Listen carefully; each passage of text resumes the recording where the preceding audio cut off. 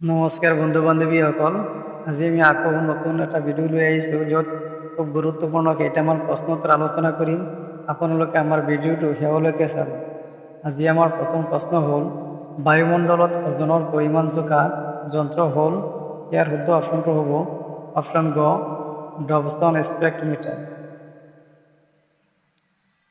প্ৰশ্ন, ৱাটাৰমেন নামেৰে জনাজাত ব্যক্তিজন হ'ল, ইয়াৰ শুদ্ধ অপশ্যনটো হ'ব অপশ্যন ক ৰাজেন্দৰ সিং। প্ৰশ্ন, বায়ুমণ্ডলৰ কোনটো স্তৰত আটাইতকৈ বেছি গেছ থাকে? ইয়াৰ শুদ্ধ অপশ্যনটো হ'ব অপশ্যন ক ট্ৰপস্ফিয়াৰ। প্ৰশ্ন, DDT কীটনাশক কোনে আৱিষ্কাৰ কৰিছিল? ইয়াৰ শুদ্ধ অপশ্যনটো হ'ব অপশ্যন গ পালমুলাৰ।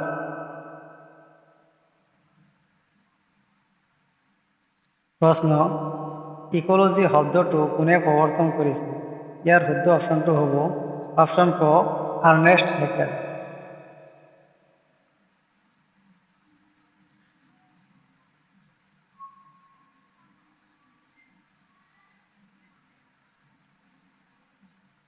প্ৰশ্ন, লাক্ষাদ্বীপ সাগৰ পৃষ্ঠৰ পৰা কিমান উচ্চত অৱস্থিত? ইয়াৰ শুদ্ধ অপশ্যনটো হ'ব অপশ্যন ক 4 মিটাৰ। প্ৰশ্ন, সমগ্ৰ শক্তি প্ৰবাহৰ মূল উৎস হ'ল? ইয়াৰ শুদ্ধ অপশ্যনটো হ'ব অপশ্যন ক সৌৰশক্তি।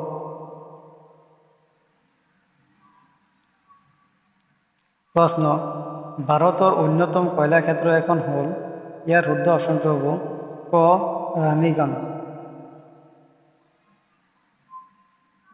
প্ৰশ্ন, 95% বেছি কাৰ্বন থকা কয়লাবিধ হ'ল?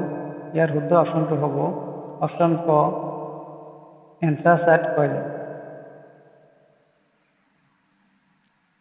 প্ৰশ্ন, ভূমিকম্পৰ আগজাননী দিবলৈ ব্যৱহাৰ কৰা হয়? ইয়াৰ শুদ্ধ অপশ্যনটো হ'ব